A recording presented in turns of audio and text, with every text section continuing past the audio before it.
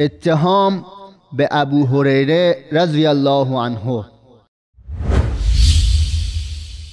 هفتم از هجرت، 3 سال آخر عمر پیغمبر، 3 سال 4 سال آخر عمر پیغمبر، فهمید که پیغمبر عده‌ای بهش ایمان آوردند و مسجدی بنا کرده است در مدینه، سکویی در مسجدش هست به نام صفه که فقرا در اونجا می نشینند و پیغمبر اینها رو هر صبح و شام اطعام میکنه. نزوراتی که برای پیغمبر میاد، چیزی به دست پیغمبر میرسه، چون اینا فقیرن ندارن، تبدیلش میکنه به غذا، تحویل اینها میده، میگه اینا بخورن.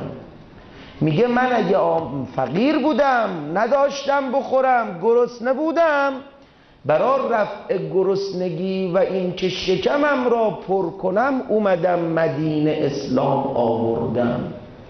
این ابو هریره است.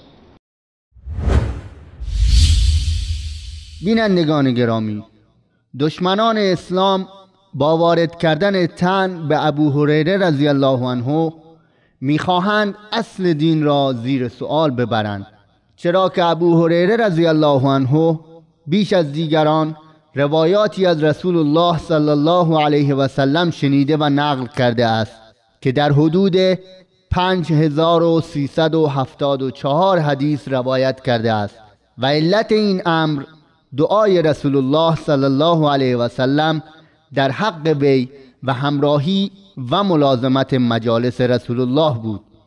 اما این آخوند در روز روشن دروغ به خورد مخاطبین خود می‌دهد.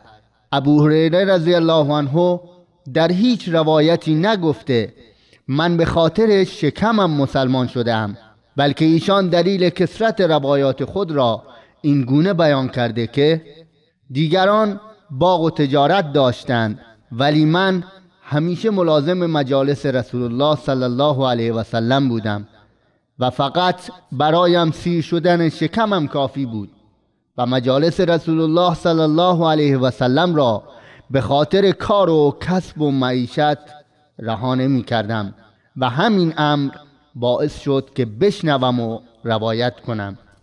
آیا عاقلانه است که ابو هریره رضی الله عنه از یمن به مدینه هجرت نماید تا در مسجد رسول الله صلی الله علیه و سلم همراه با فقرای اهل صفه بنشیند تا رسول الله صلی الله علیه و سلم لقمه نانی به ایشان بدهند؟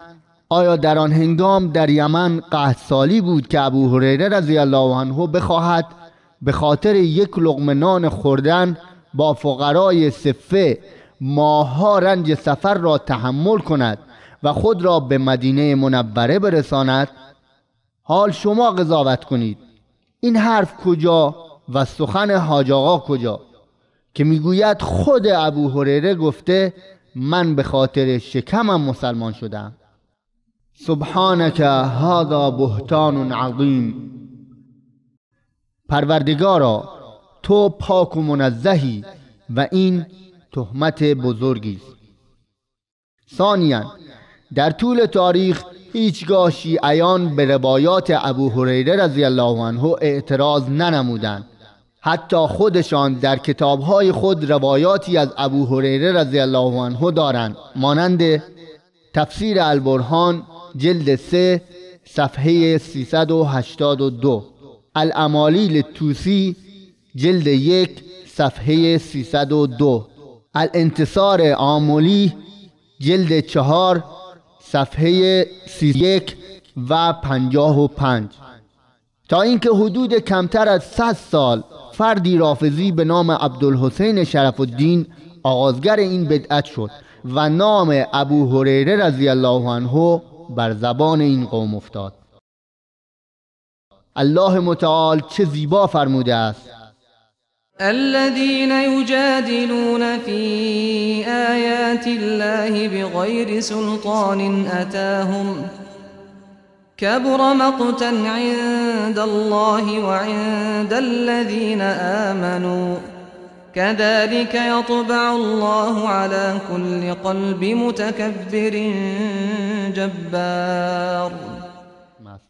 آنان که در آیات الله بی آن که دلیلی برایشان آمده باشد کشمکش و جر و بحث می کنند، این جدال و کشمکش آنان نزد الله و مؤمنان بسیار ناپسند و مایه خشم است.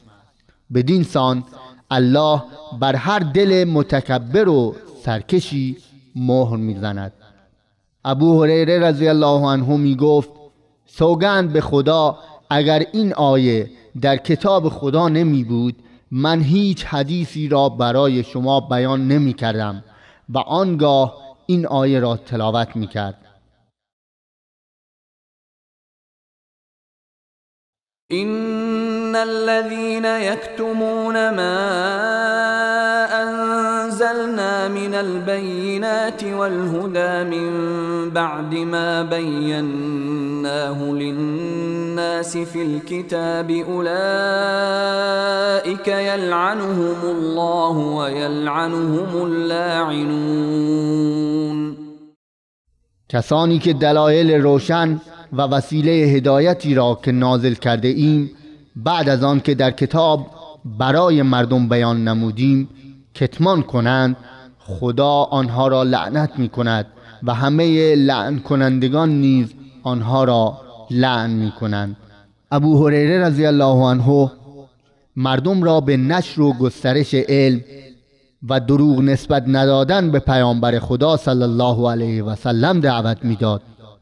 او در این مورد از پیامبر صلی الله علیه و سلم روایت می‌کرد که فرمودند هر کس از علم و دانشی پرسیده شد و آن را پنهان کرد روز قیامت لگامی از آتش بر دهان او زده خواهد شد. و همچنین از پیامبر صلی الله علیه و سلم روایت می‌کرد که فرمودند هر کس از روی عمد بر من دروغ بندد خودش را برای آتش جهنم آماده کند.